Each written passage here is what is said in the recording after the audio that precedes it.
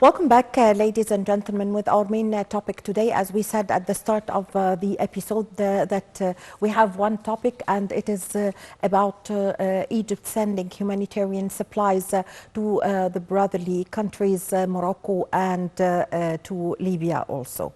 Actually, Egypt, since yesterday, have declared a state of mourning of 3 days in order to, in solidarity of what Morocco has been suffering from devastating earthquake, and also because of Libya, who have suffered in the past few days from the storm that is called Daniel.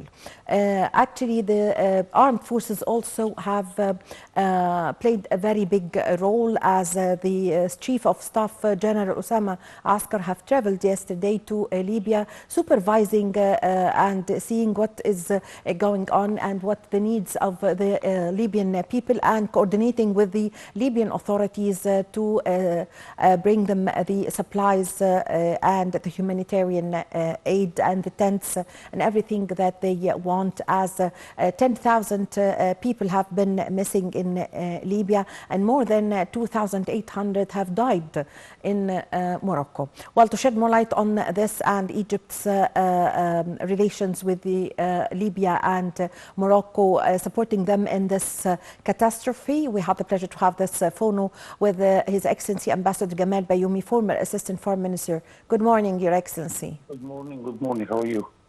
How are you, sir? Well, Your Excellency, would you add or elaborate on the role that is played by the armed forces here in Egypt under the directives of President Abdel Fattah al-Sisi in order to support Libya and Morocco in this suffering and catastrophe? Unfortunately, this is a disastrous situation in both countries, and we are keen to help, of course, for one side, that after all they are brother countries. Second, that we have thousands of Egyptians living in Morocco, participating all what is happening. We have millions of Egyptians. 2 million Egyptians are living in Libya. And just right now, I read that there are many Egyptian victims in Libya because of this last incident. So we are keen to help. We are so sad for this situation. For Morocco, this is not the first time. I still remember more than 20 years ago, we have the problem of Agadir also. It was another earthquake. So it seems that Morocco is in the belt of earthquakes.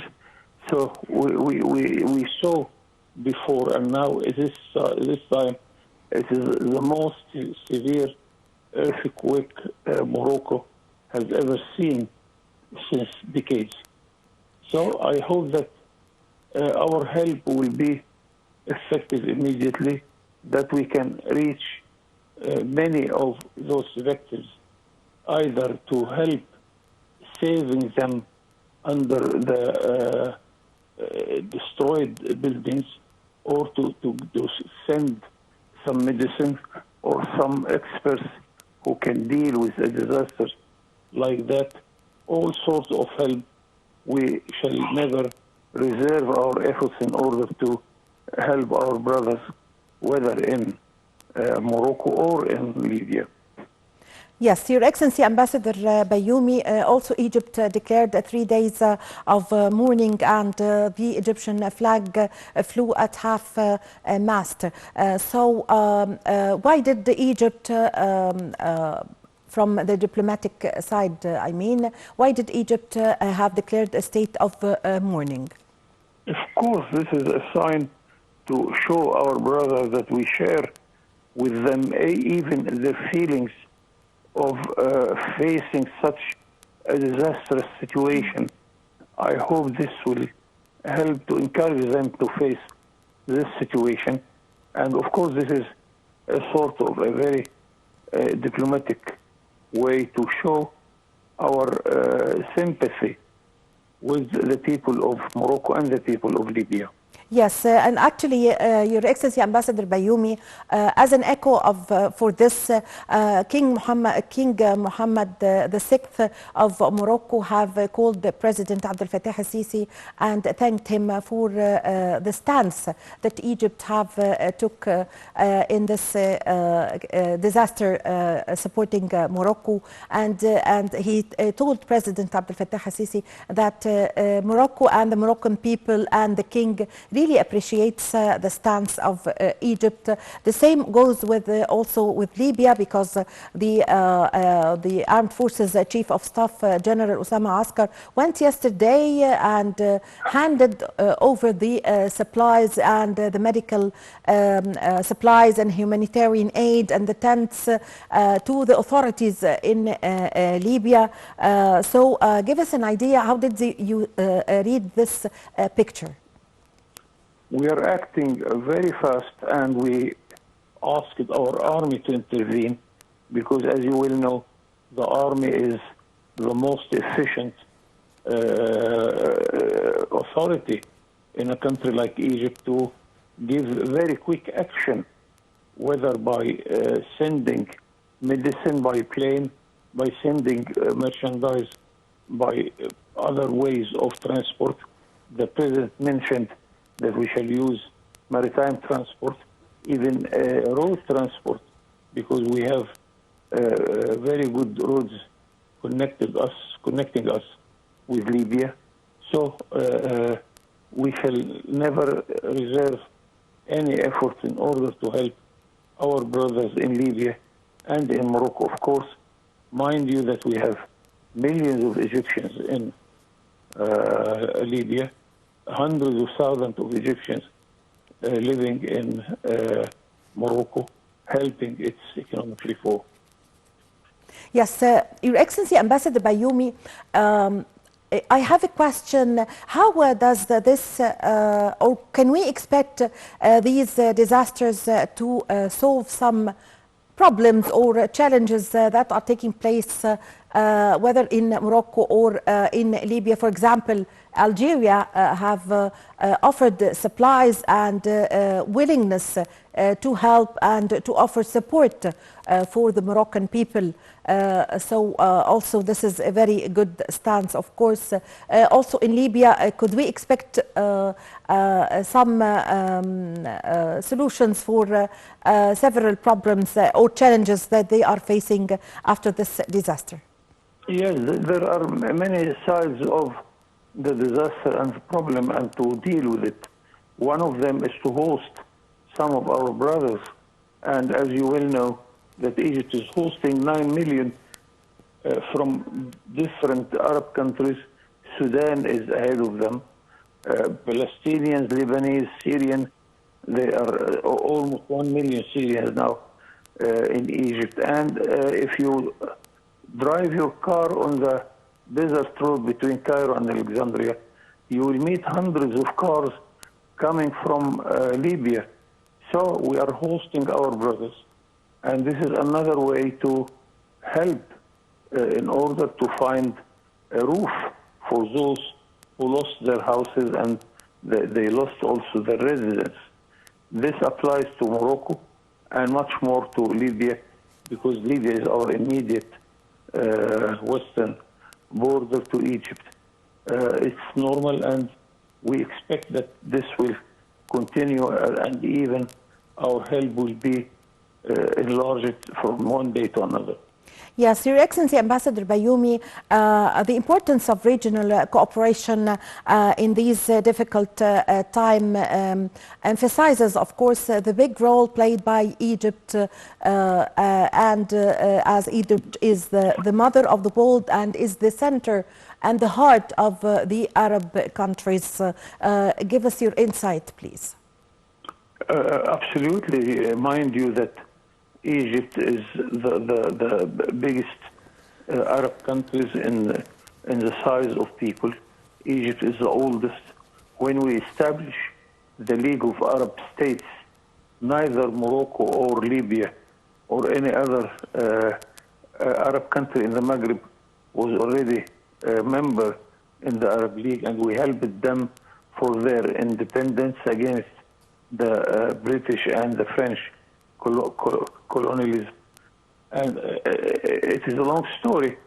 And the friendship between our leaders since Gamal Abdel Nasser and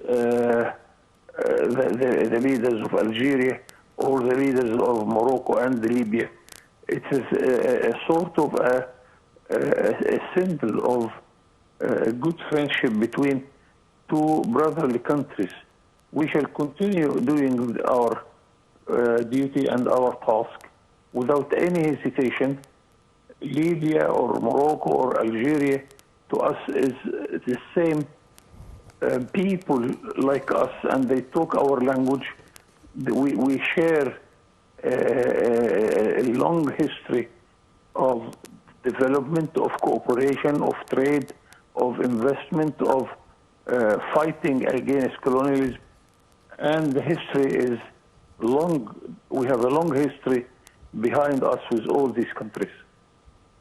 Yes, Your Excellency, Ambassador Bayoumi, this is also not only Egypt supporting Libya and Morocco. Egypt was also until now supporting, for example, Sudan, supporting Palestinians and the Palestinian cause, opening the borders between Egypt and Palestine for people who are coming to for the medical care here in Egypt. Yeah, give us an idea about other countries around us that Egypt offers support to them. The president himself, he mentioned this, that we usually have more than 4 million Sudanese living in Egypt, and we don't feel that they are strangers at all, because one day in my early years, we were one country. So Sudan, 4.5 million Sudanese are living here. Now with a new problem, we host another 500,000. Syria, the Syrian who came to Egypt during the civil war in Syria, they are reaching almost between 500,000 and 1 million inhabitants. This applies to Palestinians, Lebanese, name it, Yemenis, Somalians. Every single country in the Arab world who face civil war and problems, we are hosting them. And the trick here that we do not declare them as refugees at all. We don't declare them as refugees. And the good thing, which is appreciated from our neighbors in Europe, that we never allow illegal migration or illegal migrants from Egypt to Europe at all. We host them, we keep them, we help them without annoying any other countries. Yes, Your Excellency, Ambassador Bayoumi, there was an airlift that was opened to convoy food and medical aid with the dispatch of 3 military cargo planes carrying 25 rescue teams equipped with necessary equipment that went to Libya. An additional plane will be carrying also out medical evacuations to the killed and the injured people in Libya. Yes, how does this stance that is taken by Egypt supporting her brotherly countries would be in the future boosting the diplomatic ties between Egypt and the other countries, Arab countries, and also boost the bilateral ties and pave way for more cooperation between Egypt and Morocco and Egypt and Libya? I hope that this sort of help, either from Egypt or other brother countries of the Gulf states and those who can help, can make the situation easier for both the Moroccan and the Libyan. And I am sure that we shall not hesitate to give more and more until we make sure that every single victim of this disaster is in a safe place until the end of facing totally this whole problem. And no Arab country will hesitate to help Libya and to help Morocco. What I hope that this will be enough, and this will be enough addition to make the situation easier for all who are suffering in both countries. Yes, so Your Excellency Ambassador Bayoumi, so with the situation in Libya, 10,000 citizens have been went missing, others were dead, hundreds were injured. Also in Morocco, more than 2,800 were found dead, suffering from, of course, the earthquake, and others were injured. So do we expect in the coming days some of the two countries' citizens to come here to Egypt to take their medical care here in Egypt, or do we expect some of the citizens to flee the situation there and come to stay in Egypt for a while? This is, yes, of course, this is one side of the problem, because we are sending medicine and medical help. Same time, we are hosting those who do not find ways and means to help them medically. Of course, thousands are coming in Egypt. And mind you what I said, that Egyptians also in the two countries have suffered. 75 victims of Egyptians living in Libya were suffering today. So, as a matter of fact, this is normal. Because I think that the ways and means of medical care in the two countries will not be able to face all the number of victims and casualties in both countries. So I think Egypt, Algeria, Tunisia will be hosting people from the two countries who need for medical care. Yes, Your Excellency Ambassador Bayoumi, weeks ago, President Abdel Fattah al-Sisi have put the estimated number of the people who Egypt is hosting now more than 9 million